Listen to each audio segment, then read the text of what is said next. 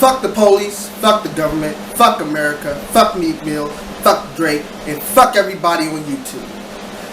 Hit that like button if you enjoyed this video. Fuck you and good night. Let's turn the beat down just a little bit.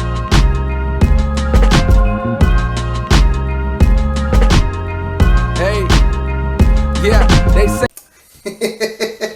What's going on, guys? This is Love Machine, aka the Dark Skin King. Hope you all doing well. I'm doing well. Wow, that intro, huh? Wow. Anyway, welcome back to another edition of Chronicles of a Hard-Working Man. Sorry, I'm forgetting my own fucking series out here. Yeah, you know, this series I tell you about my crazy ass work experience because I work for Giant. I'm not going to disclose the location of the store location in which I work, as I don't want to get fired. That's my only job right now, so I really don't want to get fired. But those of you who know me know where I work, and I beg you, please do not put the location of my Giant out to anybody. I do not want to get fired. Anyway, let's get on with the video. Hey, y'all want to hear about the time one of my ex-coworkers put his girlfriend's hair on fire? Set his girlfriend's hair on fire? Oh, this is going to be a treat for you guys. It's going to be a treat for you guys. So, for the sake of the story, let's call these two people Alex and Regina. So,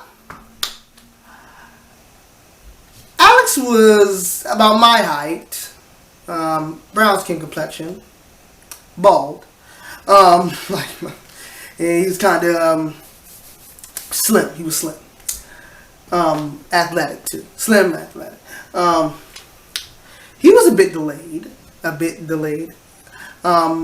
reason I say a bit, you could kind of tell he was a bit delayed, and he probably, I think, has a I don't know what's happening with him now, but he probably has like a learning disability like ADHD. Now, Alex was a peculiar young man. Let me give you an example of how peculiar he was. He would come back to work hours after he clocked out, because I think he lived right across the street. He lived at the time right across the street. So he would just come back hours after he worked just to hang out and talk, or wait on his girlfriend to get off. Now, say he worked from 12 to 3. He would come back at like 7 or 8. And he would just hang out. A couple of my coworkers got on him about that. And yeah. Anyway, this particular incident was like 2.5 years ago.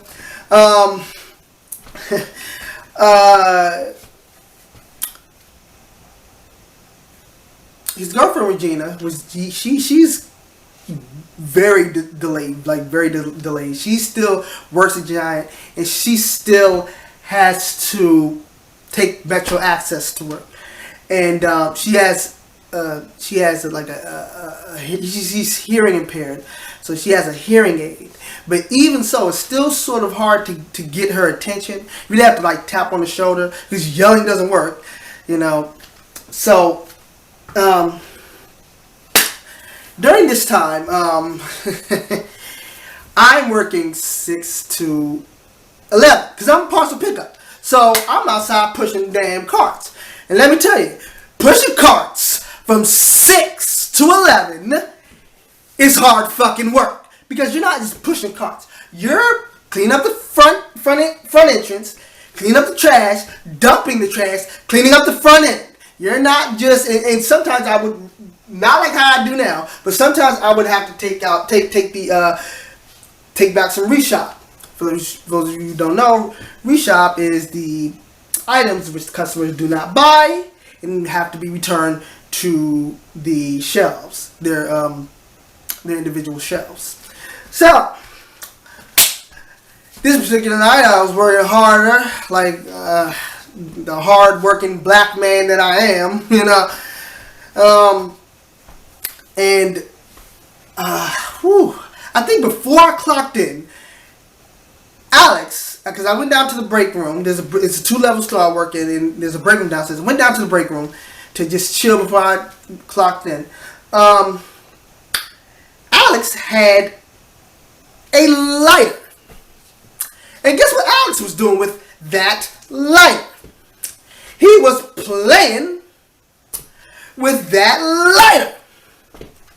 Turn it on, turn it off, turn it on, turn it off. And I'm just like, this man is going to burn down this store. So I go to him, dap him up, say, hey, what's going on? I'm like, man, you gotta stop playing with that match. We burn the store down. Like, don't worry about me, you know. So a few minutes later, I go upstairs to clock in, and yeah. Of course, back to the part where I'm working hard, and I always done working hard. Man, I tell you, I work harder than some of the managers there. I work harder than some of the managers there, man. I still do. Like, I still work harder than some of the managers there, but we're not gonna talk about that. This particular night, after I got off, I waited outside for my ride, and out comes Regina. She's off, and she's waiting on her ride.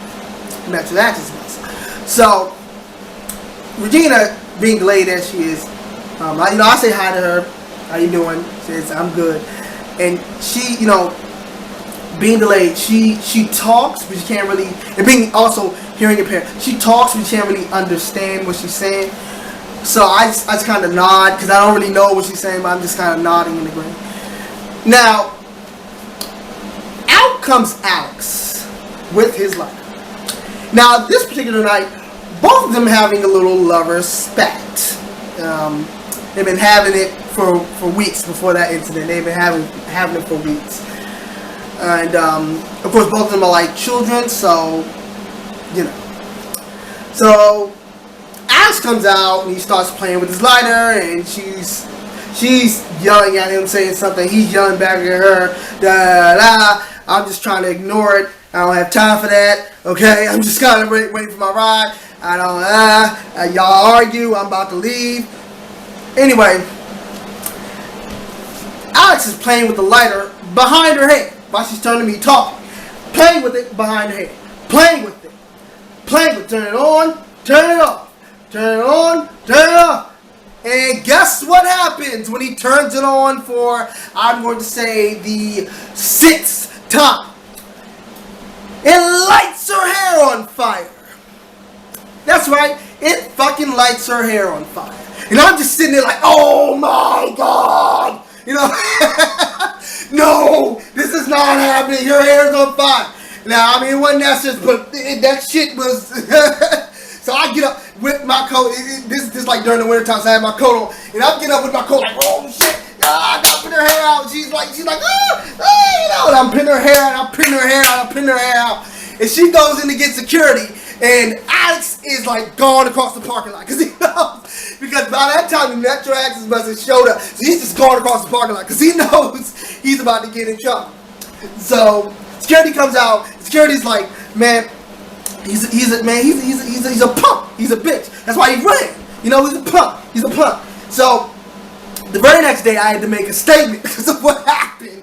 And I'm just like, okay, I'm out there, and I tell them, and I write down on paper, and I tell them. I got a good laugh out of them because I was like, I could not understand what she was saying, so I got a good laugh out of them. So, yeah. And, let me tell you the funny part about this whole entire situation. Alex, he could have gotten away with it because there are no cameras. I'm going to say there are no cameras. There are cameras in front of the store, but where he was standing, the camera could not see him. And he confessed to setting her hair on fire because he thought the camera could see him. He confessed to setting her hair on fire. Went in there and said, I did. I set her hair on fire. And guess what they promptly did? Axed his ass. They fucking axed his ass. They fired him on the spot. Now, a few weeks after that, he kept coming back up to her talking about, man, I'm trying to get my job back. But with no luck. I mean, who the fuck is going to hire you back after you tried to set your girlfriend's hair on fire? And as for their relationship, after that, I pretty much concluded that it was done.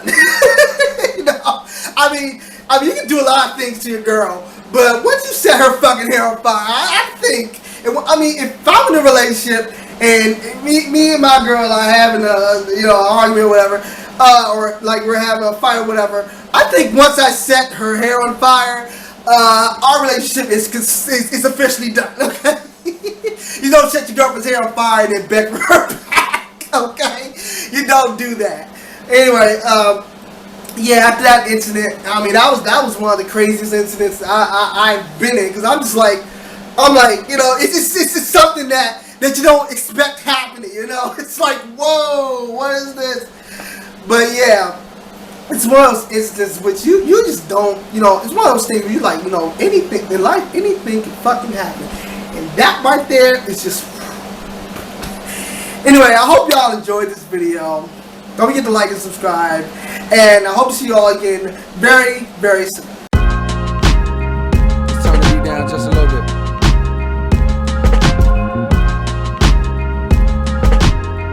Hey, yeah, they say anything's possible. You got a dream like you never seen obstacles. Chasing obscene profits, so we ain't stopping for the red lights. Look at my review, all I see is niggas